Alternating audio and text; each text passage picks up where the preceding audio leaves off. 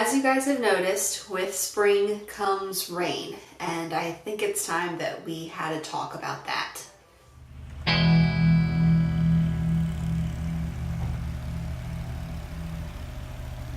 We all know the little rhyme, April showers bring May flowers, but for Picture Perfect right now, we're getting a lot more than the expectation of May flowers from these April showers.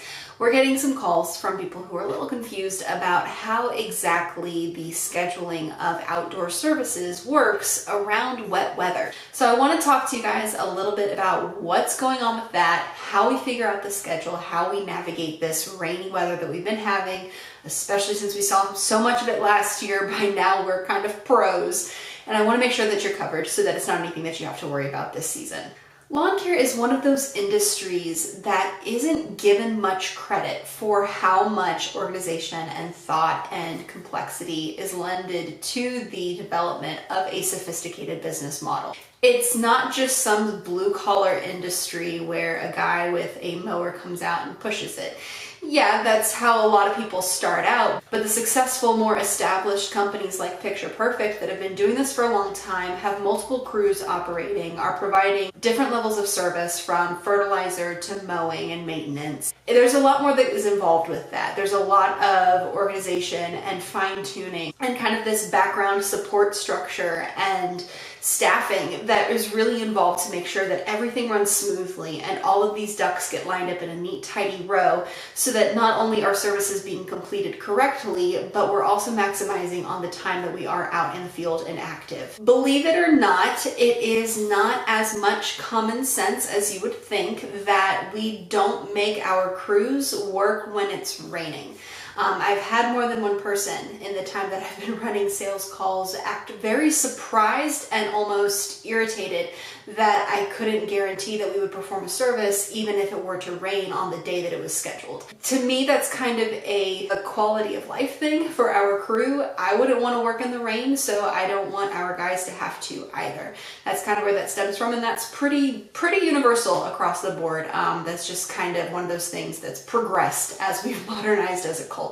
The flip side of that, outside of it being kind of a nightmare and even potentially dangerous for our crews to work in bad weather, is that it's bad for your lawn. And obviously that's the whole point of why you're hiring a professional company to take care of your yard, is to treat it well and make sure that it's healthy and not damage it. So it's very counterintuitive to expect a service to be done in conditions that are going to be detrimental to the success of that service. So from gate one, we're already well within the realm of reality to have that standard of we're not going to perform service when it is actively raining. Now, the follow-up here is, in a lot of situations, okay, there's a very normal understanding of obviously you're not going to do a service when it's actively raining. But what about later in the day when it's done raining, or tomorrow when it's done raining? And for the most part, we do try to shift that schedule back as tightly as possible. We always want to be able to reach as many clients as possible within the time frame that we have a service list scheduled. For mowing and maintenance services, that's usually on a repeating weekly schedule. So if it rains on Monday and your mow service is scheduled on Monday, then we'll try to shift it back to Tuesday. If you're on Tuesday and it rains on Monday, because we had to shift everybody back, you'll probably be shifted back as well. Now, just because we try to shift that schedule back and we try to keep everybody on a weekly service schedule, or on the fertilizer side, just because we had to push it back a day because of the weather, if we get out there to your property and the yard is still very saturated, where it's squishy to walk on, it's going to be a bad idea to perform any kind of service that involves putting machinery on your yard. Even something as small as a little tiny push mower or even a push spreader, something that is under 100 pounds, is still going to do a lot of damage to a yard that is too soft due to previous rainfall. Again, that goes against the whole point. We don't want to do damage to your lawn if you're paying us to keep it healthy and looking good. That's the opposite of what we're going for. I know that that can be frustrating. I'm not trying to say that it's not something that you should be concerned about. But please bear in mind, whether we're your provider or you're just watching this because you have somebody else taking care of your lawn and you're curious, or if you yourself are a provider, always remember that we are just as frustrated by the weather setting us back as you as a homeowner are because your lawn hasn't been serviced.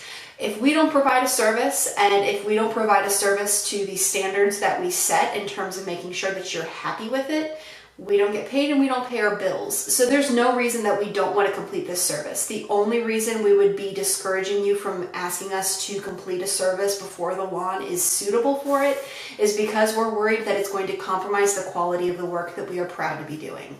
Now, most years, if we have an incident of rain, it's only going to shift our schedule back a day or so. There are situations, though, where this week we might have 3 days in a row of rain and it's just shot. In that kind of situation, we just kind of hit the reboot button and try to start from scratch and start fresh the following week to make sure that everybody is serviced as fairly and consistently as possible. Kind of the last question that I hear a lot is, I know you skipped the service on Monday because of the weather, but it didn't even rain at my house. What's up with that? And it could be one of two possibilities. First, if we're looking at fertilizer services, when we talk about inclement weather, that can be something like high wind. It doesn't have to just be rain. If it's too windy, if it's too hot, the certain products that we're putting down, especially where herbicides are concerned, can become more volatile or can have a higher risk of drift. And that's something that we want to avoid because we do everything we can to treat responsibly. On the maintenance side, if your service has been skipped even though it didn't rain at your house, there's a good chance that it was raining somewhere in the area that we were servicing that day. For most established companies, Picture Perfect included, it's very typical to have a maintenance route scheduled for homes that start out over here and end 10 miles away. So that's kind of a wide range that can be hit with weather. If the forecast is putting the chance of rain at 80, 90, or 100% either the morning of or the day of a service being scheduled, we're probably just going to call that day a wash and try to shoot for the next day. This is because it's just not a realistic business model to have our crews come in and basically sit on call on the off chance that we're able to do services for part of the day. And the flip side of that is it's equally unrealistic to pay our guys to just drive around and check on properties when we know that there's almost a guarantee that they're going to be receiving rain. So if you got lucky and you were kind of the little bubble that didn't get rain, we're not skipping the property just to get out of your service. We are skipping it because there was a really, really high chance of you getting some rain and it just wasn't going to be realistic to bank on the hope that you might not. I hope all of this makes sense. I know that it's something that a lot of people get agitated about because you don't want to feel like you're being kind of led by the nose in terms of signing up for services and then not seeing them performed. Especially this time of year when every week you can see your grass growing, you can pretty much measure it on a day-to-day basis, and you want it to be serviced and you want it to be cut. I get it. I would be the same way with my lawn. But trust me, we're not cutting our properties either when we see this much rain because we don't want to do damage to them. Like I said, we're on your team. We want to make sure that your lawn is cared for. That is our #1 priority, and we want to do it right. I know that there's situations where you see your neighbor's company come out and cut their grass or fertilize their lawn despite the weather. And that's great, they can do what they want to do, but you hired us for our judgment. So I really appreciate it when you guys trust us and put faith in the fact that we really do know what we're doing and want to make sure that your lawn is being cared for. As always, I appreciate your time watching our videos and learning about the lawn care process and how the scheduling of lawn services is a little bit more complicated than it might seem. I appreciate you bearing with me through these videos as well. I know for a few of my viewers, there's kind of that toddler expectation of the animations and stuff like that. But we are at peak season in terms of answering client questions, returning the emails, signing up new clients. So hey to you guys who have just signed up. So everything's a little bit tight right now, but I promise once things slow down a little bit this summer, I'll be back on those animations and finding ways to spend my time to fine-tune the little things that it seems like you enjoy.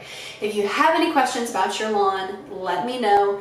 Don't tell me you're someone who mows when it's wet. Don't do that. Just don't ever do that. That's crazy. Don't do that. I appreciate your time, and we'll talk to you later. Have a picture perfect day.